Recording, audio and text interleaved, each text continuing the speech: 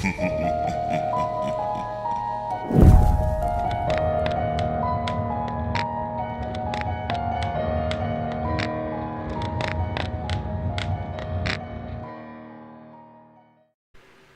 4.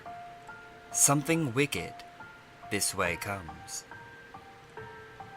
Last night was the most heart-wrenching and frightening of my life. So much so that I can barely bring myself to contemplate it.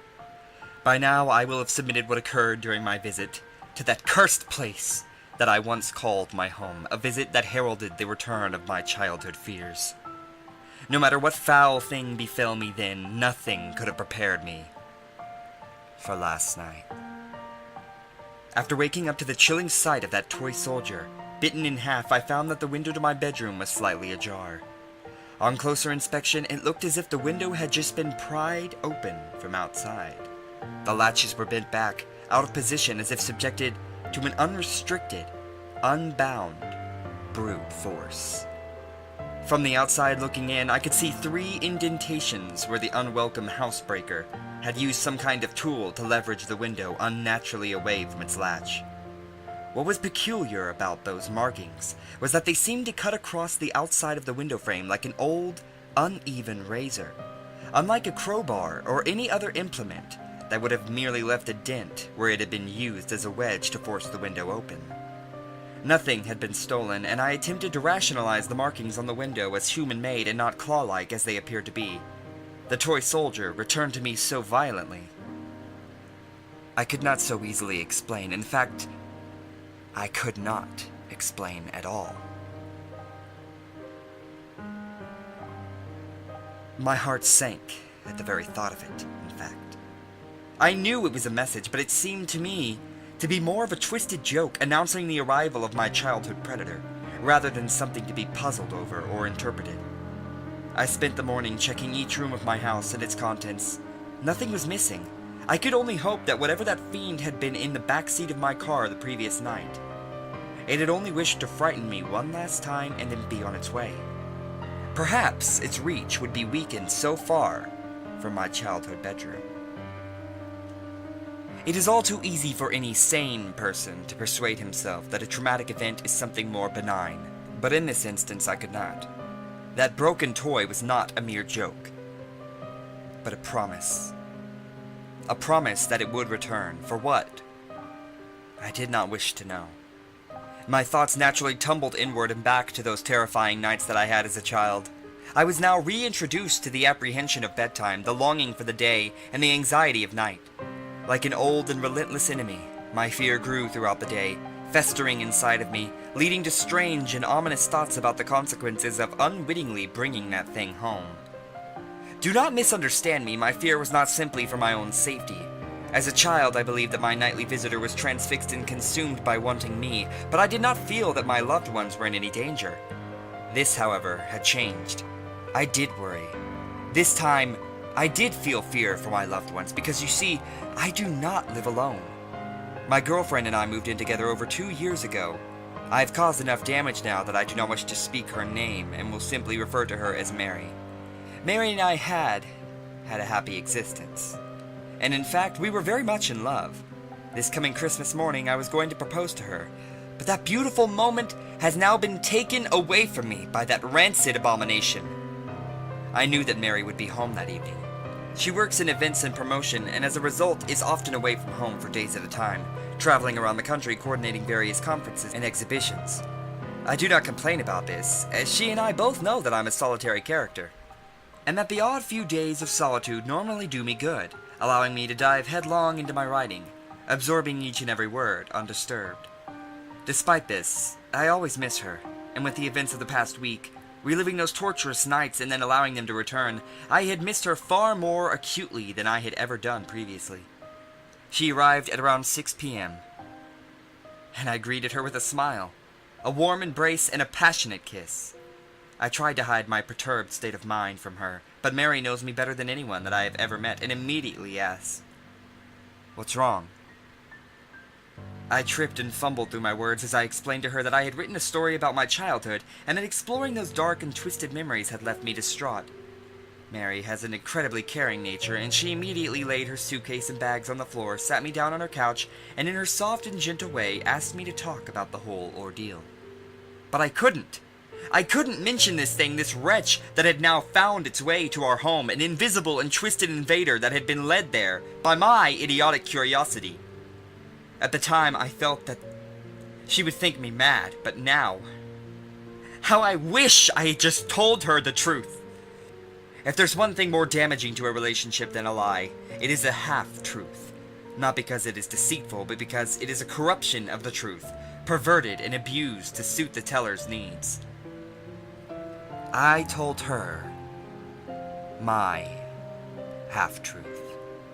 I told her about my story of the thing in the narrow room and the watcher at the end of my bed, but that is where the truth ended and a lie began.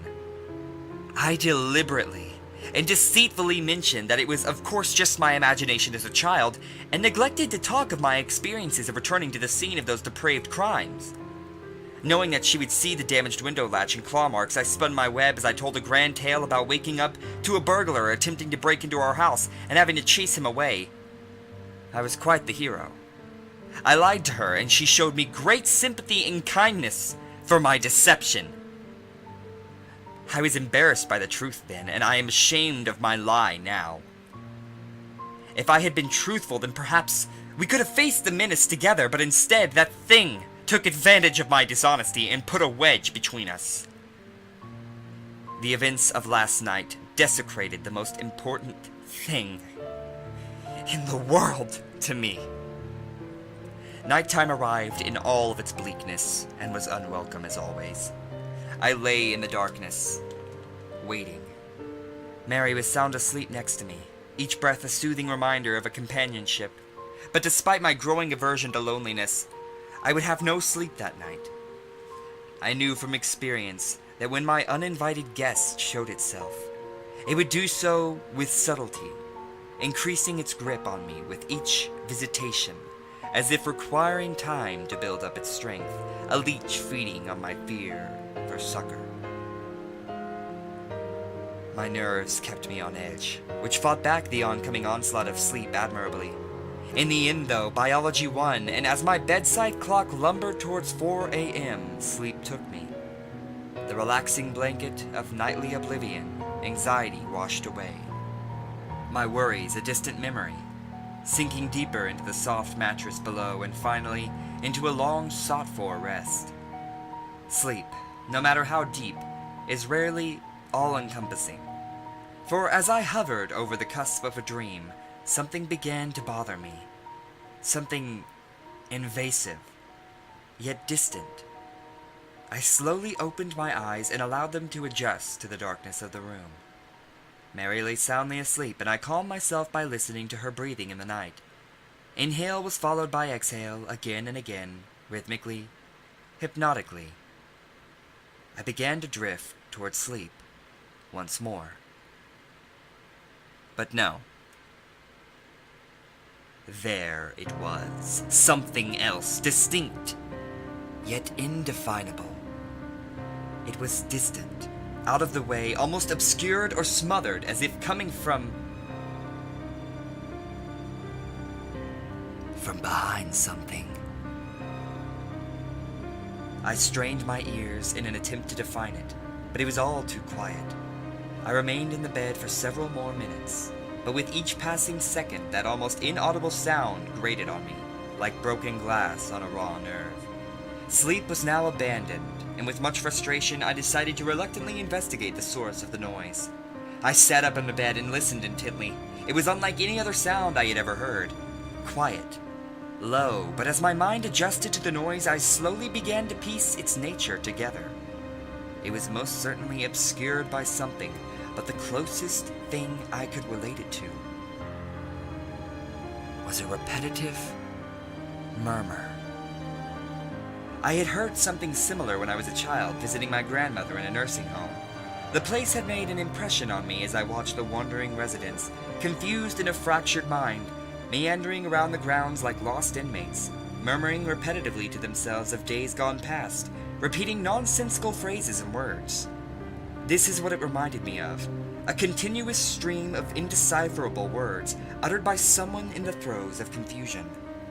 I turned to check on Mary, watching her chest rise and fall with each breath. Assured that she was undisturbed, I left the bed. As I stood up, I recognized immediately that the murmuring was louder. Although it was dark, I had left a light on in the hall as I always do, which crept under the door and allowed me to view the room, if in a dim way. I looked around to see if anything was out of place, but the room appeared as expected. My mind ambled back to that night as a child in the second room, when noises could be heard from some unseen, yet ever-present menace. I took a step forward, and as I did so, the noise once again grew in volume. While I was still at a loss to decipher the words, I could now hear the character of the voice. It was old, scratched by age, with a harsh, guttural undertone to it. The words were being repeated at a frantic pace and seemed anxious, yet muffled by some unknown barrier. I was frightened, but I drew strength from Mary being in the room, and with a deep breath filled with trepidation, I took another slow and silent step forward, my bare feet cushioned by the cold floor below. Again, the voice became louder. I wasn't sure if I was imagining it, but I could have sworn that it had become more agitated as I drew closer.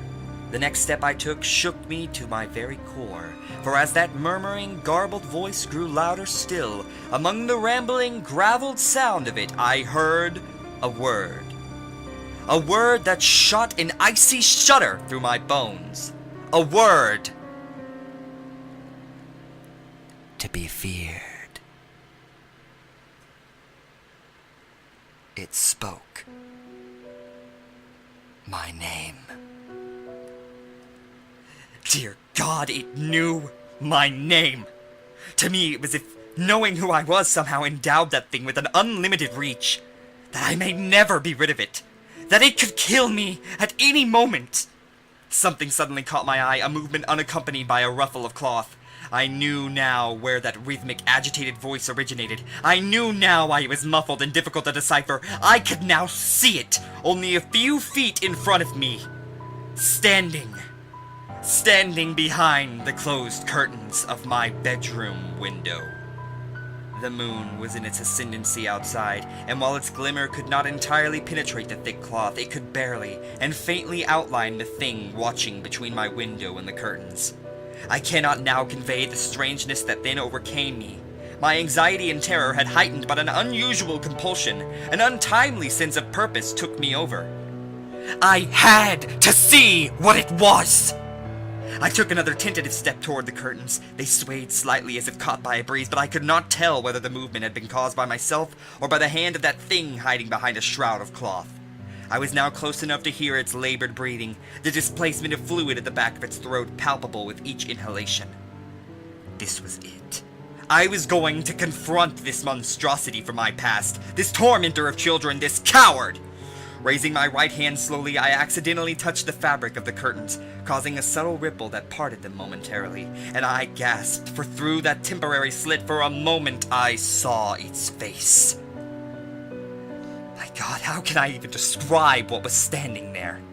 Even now I close my eyes and wish that I could erase it from my memory. It shivered and shook as it continued to murmur, repeating some indecipherable phrase, sounding like a bizarre mixture of numerous languages.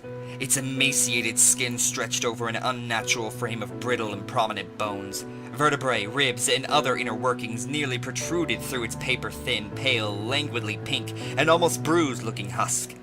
As malnourished as it appeared, the stomach was distended in places, and its bony appearance did nothing to diminish the feeling that it was capable of exerting itself with brute, perverted force on any of its victims. Sickness swelled in my stomach, a tainted, offensive smell filled the air, and as it murmured and whispered in the darkness through what sounded like broken, fractured teeth, I could not help but feel pity for this wretch, quivering in the night as if victim of some long starvation. I quickly came to my senses and realized that this thing was not to be pitied but feared, and feared greatly. Not to be understood but exposed. It was not shivering because it was cold, it was shaking with excitement like a drug addict anticipating its next dose. Standing there, contemplating what I had just seen between the curtains, I once again prepared myself to remove its shrouded cloth protection and to reveal it for what it was, a cold-hearted vandal, a prowler of the worst kind, a deviant festering in its own delectation. As I once again raised my hand to draw the curtain, something caught my attention. Its incessantly confused, gravelly, and inarticulate whispers squeezed through that broken mouth and uttered the three most terrifying words I had ever heard. Look behind you! A cold breath slid down the back of my neck. Momentarily I froze, but love is a powerful motivator. Had I been on my own, fear would have taken me, shaking any possibility of resistance from my mind, but with Mary sleeping soundly in the same room as that thing, shielding someone I loved from that wretch was my only thought. I turned around slowly, and as I did so, I could hear it wheezing, gasping, groaning for air. At a quarter turn, I could smell its breath. The stench of death hung in the air, plague-like and foul, and then I heard another voice. It was not that horror in the darkness, but Mary. She let out a scream that startled and distressed me to my very core, a scream that will haunt me for the rest of my living days. I turned quickly and laid eyes on it, but it wasn't behind me. It was on the bed. It writhed and rasped, wheezing into light, its bony spine curved with the anguish of countless years, protruding through a ragged, torn piece of cloth that hung loosely over its torso, in a vain attempt to appear almost human. But was it human? Had it once been human, or was it something so vile, so despicable, so utterly and sorrowfully contemptible that it was no man or woman could ever attempt to quantify or understand it?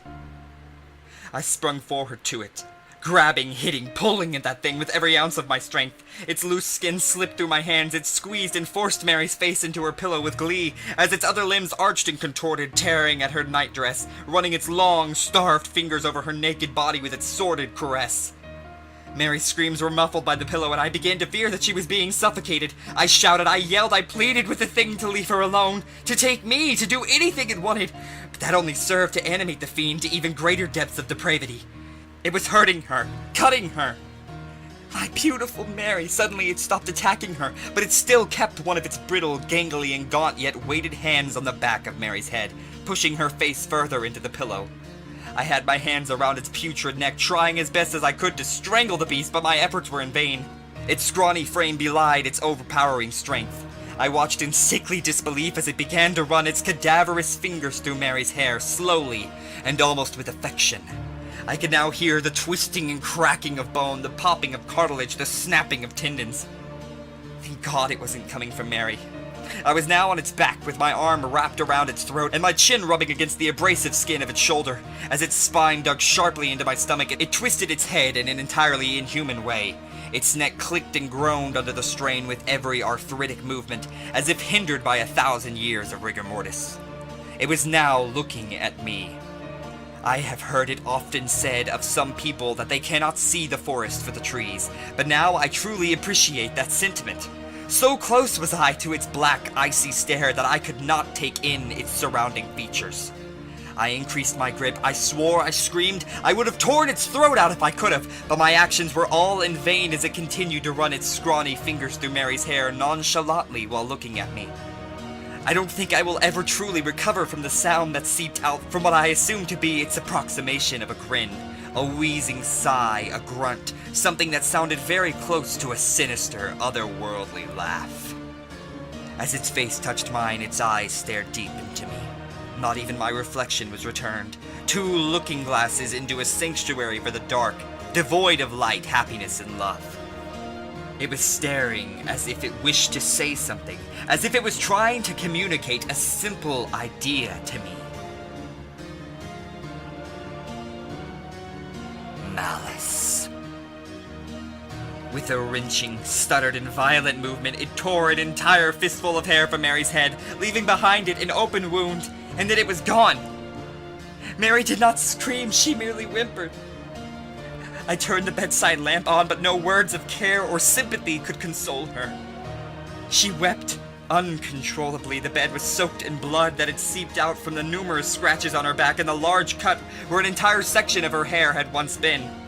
I hugged her and told her that everything would be all right. And then she looked at me. Looking at her tear-filled eyes, I knew what she thought immediately. She thought that I had attacked her. That I had done those terrible things to her. Of all the experiences I've had, the look of betrayal, disgust, and contempt on Mary's face will remain the most painful. Mary is gone. After composing herself, she gathered up some things, and she left. I tried to explain, I tried to tell her everything that had been happening, but she would not listen. And who would believe such a preposterous story? She simply said that she would not call the police, but that if I ever attempted to contact her, she would do just that. To her, I was the aggressor, not that thing! As she left, she turned to look at me one last time and then burst into tears. And I know now that I have lost her forever. The woman I love more than anything on this earth thinks that I am a violently hideous human being. If only she could understand that whatever did this was not human. And if it ever was, it has long since abandoned that nature. It was 5 a.m. when Mary left me, and it is 9 a.m. now. I'm sitting here in the cold light of day at my kitchen table, writing this so that there is some record of what has transpired, so that people know, so that Mary knows that whatever happens, that whatever occurs from here on in, that it was that despicable creature from my childhood, from that cursed, narrow room all those years ago, that rained this misery down upon me, upon us. I must now dispense with this sentiment. I could easily sit here mourning the loss of my relationship with Mary, or I could allow myself to be overcome with fear to do nothing, but that simply will not do. I can hear the laughter of my neighbor's children outside. At different stages in my life, I remember that same feeling of joy and happiness from something as simple as playing with friends, or climbing a tree, or kissing the woman you love, or even drifting off to sleep at bedtime, to dream of what could be in the safety of a happy family home. Memories. Only memories. I fear I will never experience that happiness again. This thing has broken me, but I am resolute. Whatever that hideous wretch has in store, whatever it desires to do with me, I will not allow that thing to harm another person or to invade another child's life as it did mine all those years ago. I must leave you all now, as there is much to be done before it gets dark, before it returns. My plans are made, and with any luck, they will succeed. I wish I could say we will speak again, but I think that that's highly unlikely. I hope you understand what must be done. Because tonight, I am going to kill it.